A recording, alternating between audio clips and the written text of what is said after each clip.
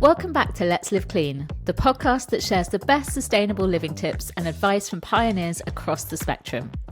This series, we're diving into waste and how we can turn it to our advantage. From wasted opportunities to wasted space, and today we're focusing in on wasted connections.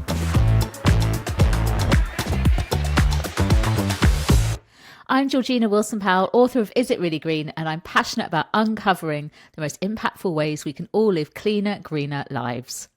Today's episode explores how we can truly reconnect and rediscover the power of togetherness in a world that feels more polarised than ever. Because life can feel overwhelming and disconnected. We're rushing through routines, juggling too much, and losing touch with what matters. Nearly half of adults in the UK, that's over 25 million people, report feeling lonely at least occasionally. Despite living in a hyper-connected digital world, many of us feel more isolated than ever. So how do we change that? Today's guest is someone who has woven together personal passion, community action, and nature's wisdom to help us rebuild those connections. My guest today is Flora Beverley, a fitness and food influencer, writer, and the founder of the Pollinator Pathway Project, which is rewilding and restoring nature's connections. Through her work online, Flora has inspired thousands to live healthier lives, but her latest project is also about the health of our planet, connecting people back to nature, one pollinator-friendly pathway at a time. She believes that the small steps we take, whether that's planting a wildflower strip or sharing a meal, can help stitch us back together and create resilience in ourselves, our communities, and our ecosystem. Welcome, Flora, to Let's Live Clean. I'm so pleased that you're here with us. Thank you for having me on. Honestly, I'm so happy to be here. Let's start right at the beginning with your own story. Obviously, you've built a very successful career around fitness and food and trail running, but what's made you start up the Pollinator Pathway Project? What was the link between the two? Yeah, it's funny. I think probably mostly people know me for my fitness and for my running and sports before I started running. But it's funny because I was actually a nature nerd long before I was ever into any kind of sports. I was a very nerdy kid at school and definitely not a sporty one. So I think people at school would feel a lot less surprised that I'm doing what I'm doing with Pollinator Pathways, and a lot more surprised that I've been doing ultra marathons. But my background's in biology. That's what I studied at university. And I've always been really interested in how we connect up people with nature, but also connect up nature with itself, especially in urban environments where it seems to be really fragmented. And I'm from London originally, and when I moved to Bristol, I love it. It's a really green city. It's one of the reasons we moved here. But I was noticing near where I live that it's really grey. There's a lot of concrete, and unsurprisingly, a lot of it was quite dreary and had a lot of rubbish in it. And I do trail running for a living, but I got an illness 2.5 years ago that meant that I couldn't do nearly as much trail running, which is my escape into the countryside. And when I was unable to do so much trail running, I was spending a lot more time in my local area and looking at the grey and thinking, if this is making me feel a little bit depressed, then it must be making other people feel the same way. And that's when I got chatting to my neighbours, and that's when we decided to do something about it. That's amazing. And it's that kind of broken window theory, isn't it? That if things around you look a bit untidy or uncared for, then you're less likely to kind of care for them. And then the opposite is true. But what happened once you guys got together? What does a Pollinator Pathway look like for you guys? So the project, Pollinator Pathways Project, is a volunteer-led community project that includes bringing together communities to create spaces where they live that they feel happy with. But it was also specifically connecting up existing green spaces with these little biodiversity hotspots, I guess. We call them bee buffets, which I think is quite a cute little term. Very cute. It's basically pit stops for insects to be able to refuel between existing green spaces. So we are very lucky in Bristol. We do have a lot of parks, but between those parks, we don't have a huge amount of street trees. We don't have a huge amount of kind of little pockets of vegetation. And that's sort of the purpose of the project. And it has that double whammy benefit of being really good for nature, but also being really good for communities too, because it brightens up the space. And like you said, with broken windows theory, once they're a little bit clearer, they also tend to stay a lot clearer. Which means that then people aren't having to pick up, a shed load of rubbish every weekend like we were before, but they would actually just stay a lot cleaner, which is incredible. And I've seen pictures of, I mean, we're not just talking, you've gone in and obviously put plants in for the pollinators, but mural artists have gone in and painted. Obviously, there's the alleyways and things have been cleaned. They look beautiful, and like a space that maybe even feels a bit safer as well for people to use it more. Yeah, honestly, when you try and list the benefits of the project, it gets into it ticks a lot of boxes. Murals are a really important part for us, not least because Bristol is an incredibly artistic city. We have so much local talent. And one thing that I did want to do was to kind of to showcase that local talent. I'm not the mural artist. There's no one's paying me to do any murals on these walls. However, what we do is we work with the residents in the local area to decide on some artwork that they would like to have on their local alleyways, because they're the people who are going to be looking at it every day. And then a local artist comes in and they create that mural. And it's really lovely. And also, if you know about plants, obviously a lot of plants are dormant throughout winter, so they're not looking quite as bright and colourful, but you still have the murals and you still have that artwork, and it really does brighten it up. It looks amazing. And I definitely want to talk to you about what kind of plants go in as well, because I'm also a nature nerd and a plant geek. So we can get into that in a second. But just for anyone who is really interested in this, like you've got, is it 7 alleyways at the moment across Bristol? Yes. Is that right? Yeah. And did you have to, when we're talking about connecting like fragmented habitats, of which there is an awful lot, and we're obviously losing a lot of insect life at the moment, and there's terrible statistics in pretty much everywhere you look, but did you have to work out which bit of habitat you're kind of connecting between green spaces, or is it just any extra planting in urban spaces is a good idea? Yeah, of course. If you're looking to attract a certain type of insect or a certain animal, then you might be trying to look at particular types of flowers or planting. For us, it's that any amount of planting is a vast improvement. And we have so many other constraints on the project as well, not least, obviously, with climate change. We really need drought-resistant plants, because the last thing we want to be doing is having to get a local resident out there with a hose every day trying to water these plants to keep them alive. So we have all these different constraints. We're in small spaces. The plants can't grow too big. They have to be really drought resistant. They have to be tolerant to people occasionally sitting on them, which does happen. All these different things. So our main goal is to keep things alive, and any amount of planting is good for nature in terms of the comparison where we had nothing before. Absolutely. And we've got something, I'm based in Margate, and we've got something similar here, sort of for guerrilla gardening, and they go in and all around our sort of station and on the seafront, and a lot of the plants have to then be like wind resistant and seawater resistant as well. So there's a lot of things to think about. Before we sort of talk about the pollinators and the plants, do you find though that people, once these alleyways have gone in, do they take on the responsibility of looking after the plants? Because that must be lovely to see.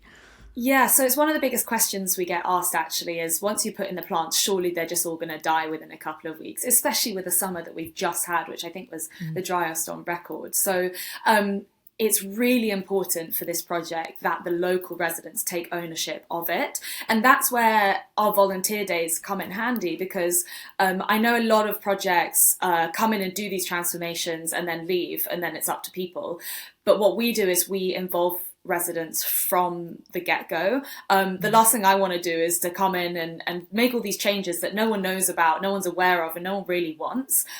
So we go door to door. I mean, I spend hours and hours going door to door to speak to people and involve people from the very start. And in doing that, it creates a sense of ownership over those alleyways, which means that moving forward, people can take care of it. And in our area, we have a rota for for watering in places further afield where there's no way that I can get to it, not easily at least. We just have completely been like, okay, we've done the alleyway, here it is, enjoy. And people are, I mean, I'm so put to shame, honestly, watching the people take care of those planters. They've been doing deadheading, they've been making sure that there's enough airflow in there, and it is phenomenal. And I absolutely love to see it. It's probably one of my favourite parts of the project.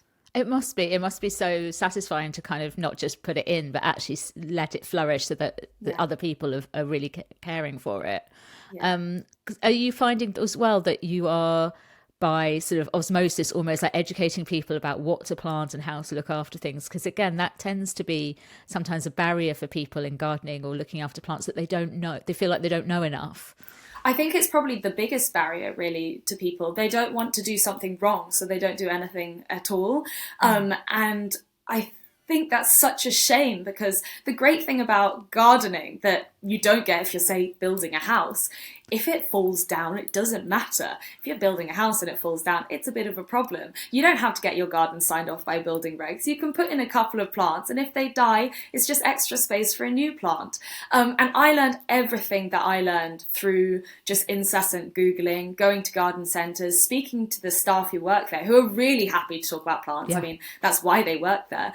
And we've had a lot of casualties in our garden, which previously, by the way, was just a lawn and concrete, and is now a real nature haven. It's a jungle, really. That is all learned just through a lot of Googling, a couple of casualties, replacing them with something new, because you realise that doesn't work. And yes, I'm kind of teaching other people about plants, and hopefully they're learning through visuals as well. You know, they're going up these alleyways and seeing what these different plants look like. So maybe if they see it in a garden centre, they're more likely to pick it up. But also I'm learning a lot myself, which is lovely, because I think the education never ends. No, that's one thing I love about it. I mean, I'm very similar. You know, I moved into where I live and there was nothing, and now it's hopefully a more biodiverse garden, and I'm definitely a plant geek like you. And that's what's so lovely about it. You never stop learning and trialing things and you know, learning new plants. Are the plants sort of, we talked sort of obviously about plants needing to be drought resistant, and things are changing because of climate change. What plants are doing really well at the minute, and then we'll come and talk about pollinators. But what are you loving plant wise at the minute that works well in Bristol? Well, we use a mix of native plants and non-native plants, and even the native plants, we're kind of quite often using certain cultivars that have, say, longer flowering times than the natives one specifically does, but they all have benefit to the pollinators that we're trying to kind of serve. So one thing that's doing really well is Silene, and I think it's Red Campion, maybe. I know things by Latin names, which is not very helpful for most people. But that one's incredible, because it kind of creates a carpet of leaves, and then in spring just pops up these beautiful pink flowers that seem to come out of nowhere, and bees and butterflies, everything absolutely loves them. And they come up quite early as well, which is great. We have Achillea, which is yarrow, but we've got a particular cultivar of it which is really beautiful. It's the terracotta one, which is my personal favourite, and that's doing really well. And Achillea is a native plant, the white one, with all sorts of like healing properties as well, which is amazing. But we've got they're big and wide open ones, which means that lots of different insects to the kind of more closed type flowers come to these ones. We have Agastache, which is doing incredibly, and that is not a native plant. Doing really well, because we've had such a dry summer that it was one of the first things to actually thrive when everything else was kind of looking a little bit shriveled and sad. And of course Origeron, which is Mexican fleabane, I think. And pink flowers that kind of cascade over the side of the planters, and they will survive an apocalypse, I swear to God. So they're looking incredibly happy, and they do sell seed everywhere, which I'm not sure the council will love along the alleyways, but it does look very pretty. Yeah, I mean, better than what's going to have been there before, I'm sure. Exactly. And also, I think you mentioned it slightly earlier, you know, obviously important that these flowers, that you have flowers out there for as long as possible for pollinators early in spring, obviously later in the winter, because our winters aren't getting as cold, are they? So we have pollinators around for a longer season, perhaps.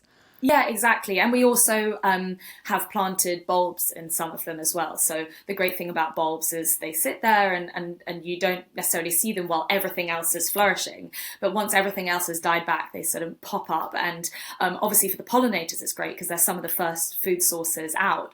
But for people, it's also great because it's a sign of positive things to come. And I don't know about you, but winter makes me pretty miserable a lot of years. And that first sign of spring or even just, you know, the potential of days getting longer and warmer really cheers me up. So even just the little tip of the leaves coming through the soil makes me very happy. And I think it makes pollinators happy too. I think so, definitely. And I read somewhere that like if you're planting bulbs at this time of year, so obviously we're talking sort of almost into October, but it's almost like an investment into the future because you know that you're going to want to see those flowers come through, and like, you know, it's such a lovely feeling when you start to see them come up in your garden or wherever your planters are. Yeah, it's great. You put them in, like that's... yeah. No, it's one of my favorite things, and I am incredibly impatient. I really am the worst when it comes to being patient for things. But I think gardening has really taught me to sit back and just sort of let things happen, and I think that's probably quite good for me. I think we could all use some of that, definitely. I want to come back to the sort of the links perhaps with trail running and gardening. I really want to explore that with you in a minute. But before we sort of move on, let's talk about the pollinators, because obviously we're just using it as a catch-all phrase for the minute. But for people that want to know like what it is that you are which insects you're helping, what have you seen actually come through, or have you noticed improvements in the pollinator numbers where your alleyways are? Yeah, well, to be perfectly honest, I think one of the things that our project is lacking is some kind of citizen science program. One thing that I would really love to see moving forwards, and bearing in mind the project's only a year old, one thing I would really love to see is a kind of survey of what was there before we put in the planters or did the planting, and then a survey right afterwards, and then maybe like a year down the line as well. We don't have that, so everything that we have is all anecdotal. But anecdotally, we have a lot, which is really lovely. One of the first things you notice is that anything that is in the area, it makes, excuse the pun, a beeline for the planters. So when you see a bee flying overhead, you see it then come down, and it's really lovely because previously it would have just been concrete and tarmac, and they would have gone straight over, gone to find the nearest green space, and instead they're coming in, having their little pit stop at the bee buffet, and then heading on to their next appointment, whatever it might be. And in their busy bee day, in their busy bee, I've really got to stop with the puns. It's actually terrible, but it really lends itself very well, unfortunately for everyone. And one thing that I have found really interesting is that we have put in some planters and not seen anything for, say, a week. And, you know, I do regular visits when we first put them in to make sure that it's settling in well, that we've done everything right, and not seen any pollinators. And that has made me panic. And then something clicks and they all come in. And I'm putting my biology hat on for a second. What I think is happening is that because the area was such a kind of ecological desert beforehand, there is no purpose for these insects coming into this area. They have no kind of knowledge or habit that brings them to that area. And then one bee comes along, goes back to its hive, does the waggle dance, word gets around, this is the incredible thing about bees, right? They have this waggle dance, which actually shows the rest of the bees in the hive where the nearest food source is and where a different food source might be, or a particularly good one might be. And they can literally tell the other bees in the hive where it is. And then they descend on these planters. And that's really incredible for me because it's showing that they are responding and adapting to these new food sources. And hopefully that will remain a kind of good source of food for them moving forwards. And the fact that they are descending also in quite big numbers suggests that it's a very needed food source. Definitely. Which I love. And it must be lovely to see such an immediate impact. And I think when a lot of us talk about improving sustainability or, you know, helping to restore nature, it's often framed in very long periods of time. And, you know, well, if we're going to improve this, it's going to take 10 years or whatever. But when it's so local, and I don't mean small as in a bad thing, but I mean, contained, seeing that immediate impact must give you such joy, and actually proof that it works so quickly is brilliant to see. I think that's probably one of the reasons that the project has been so successful, especially on social media, where everyone's attention spans is literally 30 seconds, if that. One thing that people have said when they've come along to the volunteer days is that it's really nice coming along to a volunteer day and seeing an immediate difference. So what we do is what we call cleaning and greening, which I mean, it does what it says on the tin, right? So we do a cleaning day, which is a lot of litter picking and removing fly tipping and making sure that the area is also safe. And then on the next day, we do the greening part, which is a lot of planting. We also paint walls so that the mural artists can come in and do their beautiful bits. And within the space of a weekend, you go from what was there before to what was there at the end of the weekend. And people can literally see that in real time. And there are so few things in the world that you can have a few hours of input and then it has this massive impact. And I think in a world where everything is incredibly overwhelming a lot of the time, and I get really overwhelmed by it, the feeling of being able to make a difference, even if it is in just a small way, is undeniably powerful. And I think that's probably where the success of the project lies, really. That's so wonderful to see, and again, that must be what attracts people to the project. But for the communities that have alleyways go in, what benefits have you seen for the community? So obviously they want to take care of the plants and things, but that must have a positive benefit on their mental health or their happiness, not to put sort of too big a phrase on it. Well, yeah, this is another of my favourite things. The whole project is about connection. So alleyways connect places together. The project connects green spaces for nature and reduces habitat fragmentation. And the volunteer days specifically connect together people. And this is not something that I foresaw happening, but people have been coming who live in the same area to come and help volunteer, who have never met each other before. And they're coming along a little bit shy, a little bit quiet to one of our volunteer days. And they're leaving with a bunch of new friends who they had no idea lived in their area, with already a similar interest and a common interest. And they're making all these new friends and making all these connections. And obviously gardening is incredibly good for people. Gardening by yourself is very good for you. But gardening together and having this shared goal, I think, has an extra layer of benefits that you don't necessarily have just doing it in your own garden by yourself. And there's so much evidence to suggest that community and connection is one of the best things that we can do for our health, both physical and mental. And I think this project is kind of an embodiment of that. Absolutely. And we know that, loneliness is on the rise, and we want that real connection. We want connection away from screens. We want to meet new people. And I think having that structured activity really helps people, especially on a small scale. So, I imagine there's lots of friendships that are kind of, buzzing away. It's really lovely. And people share also, once the alleyways are done, they share the watering burden. So they might go along and have a little chat to their neighbour as they're doing it. And I really enjoy watching that. Let's talk about you as well. So how has the project changed you? Because obviously this is not your full-time job.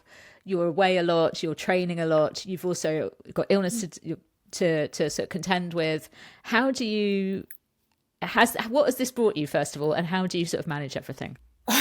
Yeah, you're right. It's quite busy, especially when you list everything like that. It's a lot. And obviously with this being a volunteer-based project, I do have to manage it around the other work that I do as well to make sure I can keep paying my mortgage. But it's such a joy to do that actually, if I could do this full time, I probably would. But I think variety is the spice of life. I mean, people really love to put people in boxes of, oh, you do this, you do that, oh, you're the fitness person. What do you mean you're gardening? Like, that doesn't really make any sense. But I really love to have this variety and keeping busy in a way that I think is good for other people as well. is physically draining, yes, but mentally rejuvenating. And I think that's one of the really important things. And also, I mean, all the benefits that these projects provide the community, they're also providing me. So I'm spending more time in nature. I'm getting outside. I'm going in and speaking to people and speaking to my community. And all of those things are benefiting my mental health and also my physical health. And we know that things that are good for nature tend to be good for people too. And I'm just the lucky recipient of all of that. I thought you're also the organizer, and I have to say, like, I've also come to gardening through being ill, through illness, actually. Not the same as you, but similar. Restricted my ability to be outside and be exercising. So yes, doing lots of gardening and just feeling that that you're having a positive impact, seeing things grow, talking to people about plants and getting excited and learning, I think have all so many positive benefits that you do end up sharing them with your community anyway, or bore people to death about talking about plants, which I'm sure they're delighted by. But it's really impressive to see that you've then gone on and added that community organisation, because it is a lot to organise and it is a lot to take on. So you've got 7 alleyways at the minute. What's the sort of plan for Pollinator Pathways? So there are lots of goals that I have with it, and they do depend on funding. And funding is probably one of the biggest barriers to spreading this as far as I possibly can. Obviously, initially I sunk some of my own money into it, but we do have little pots of funding here and there, and I would love to get a big one so that I can start to plan further ahead.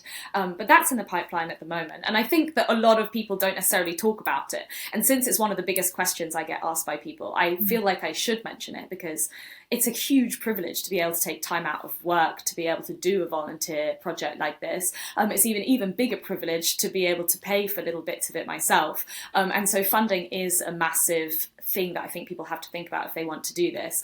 But on that note, I really would love to create a kind of template or a blueprint of the project, because there's only one of me and there's only so many of these that I can do. But the interest from other people shows that there's a huge appetite for doing this kind of project within people's local areas, and people know their communities the best. You know, I can't do as good a job probably as someone who actually lives in an area and knows what they're lacking and knows what they need and knows who their neighbours are. So what I want to do is create a template with all the information about the types of plants that you use, how you can apply for funding, how to get a community bank account, all these different things that I never thought about when I first set up the project, but have learned about over the last year and a half. And if I can do that, then it can spread. I can franchise. More people can do the project further afield, and we can have a bigger impact for the environment, which ultimately is kind of the goal, really. And of course, I would like to do as many projects as possible around Bristol. I love Bristol. I think it lends itself really well to this kind of thing. And I would love to continue helping people and speaking to people and educating people and myself as well. Definitely. And I was going to say, so the pollinator pathway idea it's not brand new. You know, other people have done it on sort of bigger scales, haven't they, in sort of other countries, connecting green spaces and things. Yes. Is there any connection between pollinator pathways in different areas already? I know, is it Bug Life have tried to track some of the pollinator pathways? Yeah, so Bug Life and I both branded at exactly the same time. So Bug Life have a project called the Pollinator Pathways Project that came out early last year, which is exactly when I set up Pollinator Pathways Project.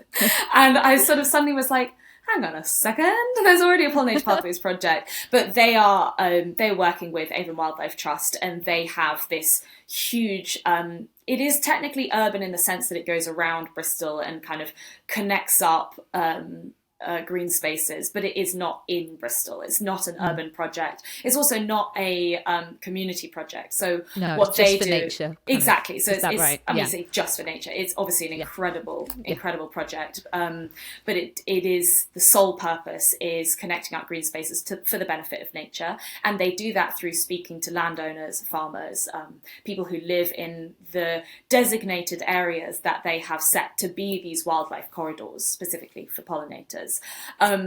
Obviously, it's the same thing. It creates a pathway for pollinators. But what we see is that in cities, where our gardens make up more green space combined than all the national parks and nature reserves combined, we have the power to do something huge, so much bigger than I think we think about. We think that all of our biodiversity is going to be in our nature reserves and our national parks, and that's not necessarily true. Word gets especially around. if we can come together and create pathways through our cities, which can be really good biodiversity hotspots, not least because they're warmer, so things can survive a lot longer through winter.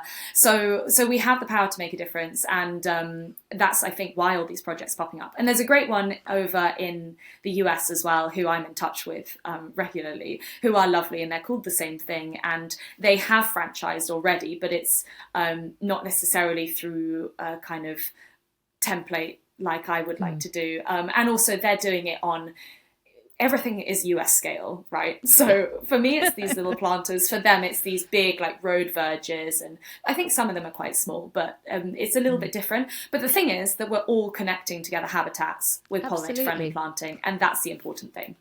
And it's all very community-led and community-based, and it's got to be locally led as well. Yes. So the more the better, really, isn't it? Like, the idea that I don't think any pollinators can perhaps fly over to America.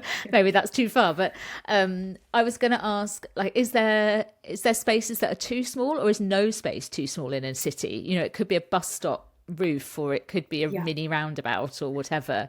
No to space. Get involved. Yeah, no space is too small. So I think a lot of people feel like, oh, I can't make a difference because I've only got a window box, or I've only got a front garden, or whatever it is. No space is too small. And I think as our planters show, and they are pretty tiny, a lot of them, you can create a massive impact in a small space. And this project actually started before I did the alleyways. It started with depaving people's front gardens. So lifting up a couple of slabs of paving and replacing it with pollinator-friendly plants. And that is a 60 by 60 centimetre squared space, the smallest ones. And that can still make a massive difference. So I think, people feel very overwhelmed and then think, oh, well, I can't make a difference anyway. But that's very much not the case. And also, we have this idea of urban nature reserves, which is effectively creating wildlife-friendly spaces in our cities. And like I said, I'm from London originally, which is actually, I think, technically a forest because the amount of trees it has in London, which Bristol sadly does not have. And then, I moved to Bristol. So I spend all my life in cities. But urban nature reserves are creating wildlife-friendly spaces within our cities. And the really important thing that they bang on about when you're trying to create an urban nature reserve is that no one person has to have every aspect for that you would want in a nature reserve or for a wildlife-friendly garden. So while you might like to plant some pollinator-friendly plants in your garden or in a window box or whatever it is, someone else might have a tall tree. And tall trees are one of the most important things for bringing in birds because they look obviously from very high up. And if they can't see any tall trees, they might not come into that particular space. So it kind of acts like a beacon. So they'll have a tall tree, you'll have some pollinator-friendly plants, and someone else will have a little bucket pond in their garden. And bucket ponds, or any kind of ponds are probably the best thing that you can do for increasing biodiversity in your area. And they might have a pond, and between the three of you, you've got pretty much all the elements of a wildlife-friendly garden, but you don't each need them. And the great thing about birds and pollinators is that most of them fly. So you don't need to have them all in one garden. They're not having to crawl between spaces. And I think thinking of it like that as a kind of street-wide or whatever your ward is, ward-wide activity, makes it feel a lot less overwhelming because you don't have to do everything. You can just do one thing and someone else will do something else. That's definitely it. I like the idea of just being like a square in a patchwork because obviously like pollinators don't recognise boundaries or like, oh, that's so-and-so's garden or that's so-and-so's garden, I won't go in there. It's absolutely lovely. And I think, I've seen it myself, when I moved into my house a few years ago, there was just concrete, and now we've got hedgehogs, we've got ladybirds, we've got far too many caterpillars, but that's another story. Snails, slugs, whatever, and it doesn't take long. And I think that's what's so great to see in action in your work. And like you say, the smallest space can be filled with plants. What have you, sort of taking it sort of back up a little bit, what have you learnt between the trail running and the gardening? I'm quite interested in this, like the trail running obviously is very focused and very intensive, and I imagine very mentally challenging. What have you learnt doing that you can bring across into a community project? I imagine being tenacious is part of your character. Yeah, I guess. You know what? I haven't thought about it a huge amount. The obvious connection is that through my trail running, I'm able to spend a huge amount of time outside and in nature, and that makes me happy. That's the fundamental reality of it. It makes me happy, so I like to do it. When I was no longer able to do that very much because I was ill, I was suddenly there was that very much lacking in my world, and I was really seeking out any solace in greenery that I could find, and finding there was a real lack of it where I live, and the creation of greenery and the wanting to spend time in greenery is the obvious connection between those two things. In terms of the skills that I've learned, trail running's really hard. But I spend a huge amount of my time alone, which I think is quite different to this project, where I spend a lot of time with people. But then actually the time that I spend with people is purely on the volunteer days, and the rest of the time doing this project is time spent at my laptop trying to find funding, trying to find people who are happy to donate things, trying to find our new alleyways and all this kind of stuff. That is time spent by myself, but very focused on something. And with trail running, there's a lot of evidence to suggest that people who are good at academics and academia tend to be very good at endurance sports as well, because they're good at focusing on one thing for a long period of time. And I think I've probably honed that skill quite well, because I am like a dog with a bone. Honestly, I am so focused on this project, and on if I want something, I really go for it. I mean, I'm a Taurus, so maybe that's that, but I really love to go for goals, and I think this project is kind of probably one of the best things I've done in my life, if I'm allowed to toot my own horn like that. And it makes me incredibly proud to see that I've achieved what I've achieved, but also, like with running, nothing is ever quite enough, and I really want to do a lot more with it. Well, that's it. I was going to say, like, you obviously love a goal, love achieving things, but this feels quite open ended. Yeah, that's true. It's I'll not never like, be I've happy. done 3. But it's amazing, and we need more people like you sort of applying their minds and their focus to some of these problems that we have, and not being overwhelmed by the macro, and really honing in and solving the micro level. Let's pause there for a quick break, and we'll come back, and I want to get your quick answers on a few different things to help our people on socials. Ecover's story started with connection to nature. In the late 70s, after seeing the damage to waterways and aquatic life caused by cleaning chemicals, Ecover's founders created a bold new phosphate-free formula that worked with nature rather than against it. This shift wasn't just about clean water, it was about reconnecting people, products and the planet. Today, every bottle is part of that same mission, proving that what's good for the planet is good for us too. What's one thing that people can do in their neighbourhoods to help pollinators and connect their community? I would say adding pollinator-friendly plants is probably the biggest thing, and that has the most instant impact and also looks great.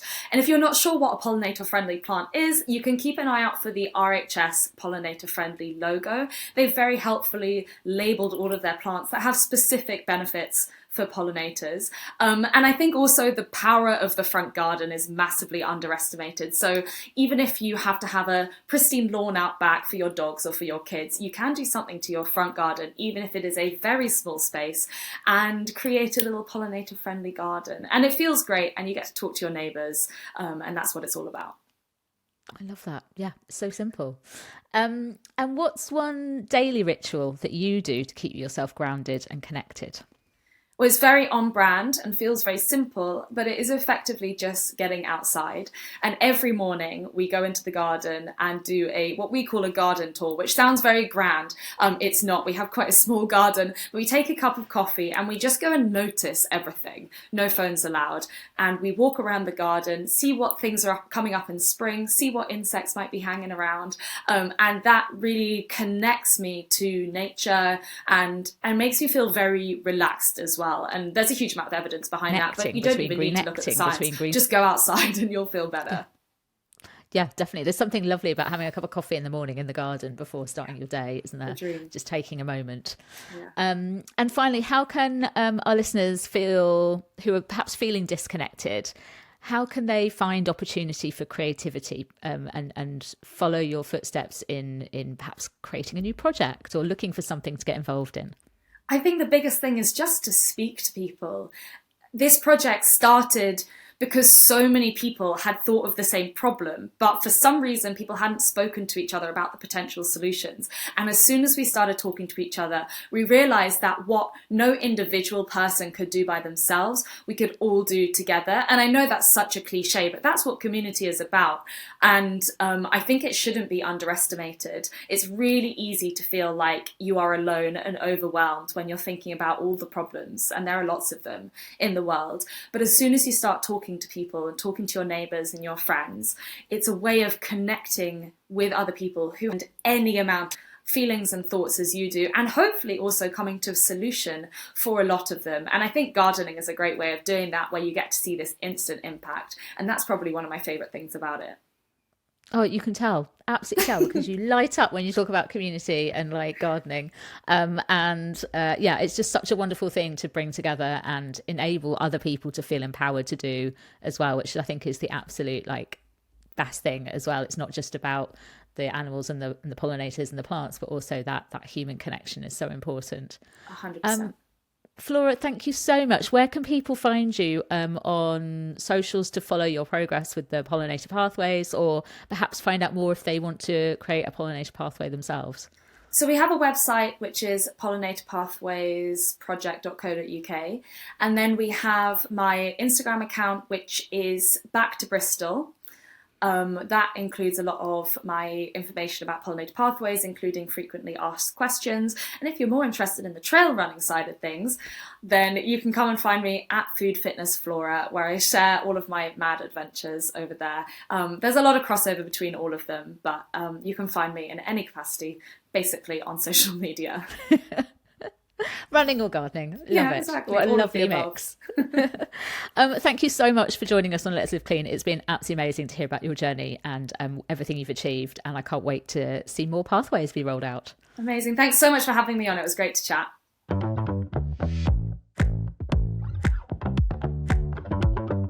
So what have we learnt today? Well, that connection isn't just about Wi-Fi bars on our phones.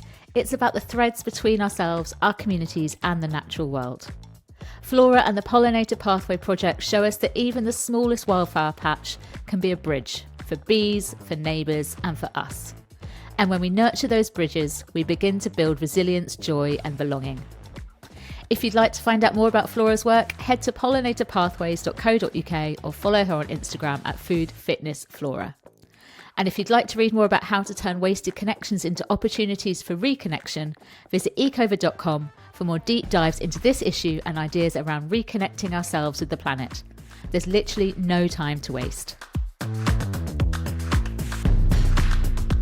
And that's it from us on this episode of Let's Live Clean. We have some incredible pioneers coming up in our remaining episodes, from talking about wasted opportunities to learning how not to waste a crisis. Follow us and subscribe wherever you get your podcasts. And for more on today's conversation and Ecover's mission to waste less at home, head to ecover.com. See you next time on Let's Live Clean.